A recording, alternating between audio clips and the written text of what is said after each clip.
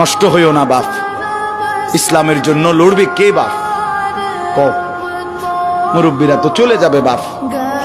18 বছরের ছেলে, 20 বছরের ছেলে, 22 বছরের তাগড়া জওয়ান, তুমি নষ্ট হয়ে গেলে, তুমি চরিত্রহীন হয়ে গেলে, তুমি যদি সারাক্ষণ নারী ছাড়া, ছবি ছাড়া, মদ জুয়া অশ্লীলতা, তুমি যদি মোবাইলের আসক্তি ছাড়া চলতে না পারো, আগামী দিনে ইসলামের জন্য তুমি করবা কেমনে, লড়বে কেমন? আগামী প্রজন্ম তোমার হাতে নিরাপদ দিন পাবে কেমন? বেঁচে থাকার নিরাপত্তা মিলবে না।